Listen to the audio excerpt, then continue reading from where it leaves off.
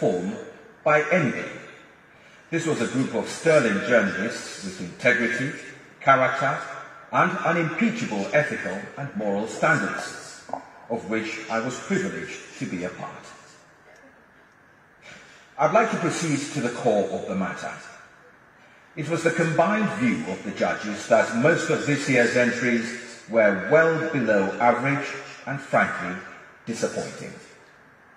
The overall performance, we thought, was bad, with only, as you shall see in the awards, a handful of names coming up over and over again. It was clear that a lot of preparation didn't go into many of the entries, and as a result, opportunities were missed. There was a prevalence of editorial deficiency, in other words, laziness on an epic scale. There were even instances of derogatory language unfit for broadcast, making it an air. We had examples of clearly lifted works from academia being passed off as journalistic, and a few instances of plagiarism. On the whole, it was not a good specimen of robust, honest, or ethical journalism. We previewed and reviewed every single entry based on the criteria given to us in our terms of reference by the GPU. Let me also state that we decided, in the interest of fairness, not to include entries for foreign news outlets.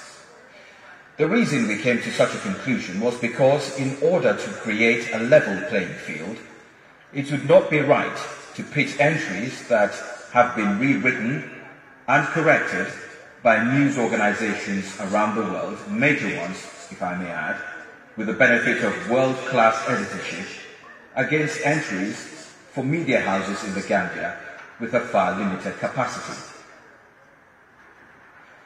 The panel was deeply concerned about the gender gap. Of all the entries shortlisted, only 14%, yes, 14% of the entries came from women. The panel also noted with dismay the lack of entries for the women's reporting category, which then translated into a lack of gender-sensitive reporting. We couldn't quite put our finger on the reason why such gaps exist. In the overall reporting of stories, men were 4 times more likely as sources than women. Serious work needs to be done around taking the reporting of issues that affect women seriously. The question of women and representation also ties into the wider scope of development reporting and the lack of entries in this category. We all agreed that, as a developing country, the Gambia's journalistic output should reflect stories about ordinary people and their lives and the issues they face on a daily basis. This should be journalism aimed at lifting them out of poverty and ignorance. After all, the job of the media is to educate and inform. Agriculture and health entries also reflected this deficiency in coverage of development issues. While on the theme of development, a quick note about our observations of the need to have journalism that fosters national unity, especially in a polarizing and highly charged election year.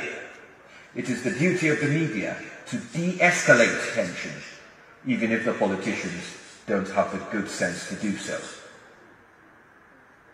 My fellow judges detected problematic areas to do with sourcing of stories. We often encountered single sources and also observed a lack of diversity and stakeholders in storytelling.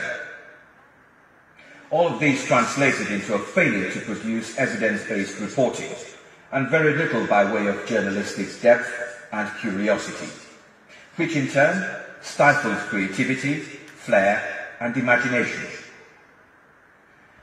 There was also an overall lack of professionalism and authenticity. The putting on of fake tense is distracting and destructive because it takes attention away from the story to how it's sounding.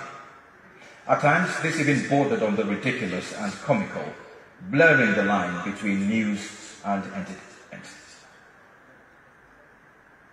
An area of major concern was the failure to arrange words and phrases to form and create well-formed sentences. Syntax and grammar of the window. Subjects and verbs disagreed like never before, and were at 6s and 7s at every turn.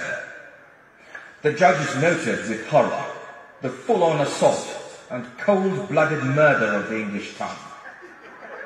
As English remains the official language of the Gambia, it is the view of the panel that the language be taught properly from an elementary level to enhance critical thinking and writing skills of journalists later on in life. A junior journalist writing a story with grammatical errors is one thing. An editor allowing the publication of such stories is unforgivable. And herein lies the charge of editorial laziness and poor gatekeeping.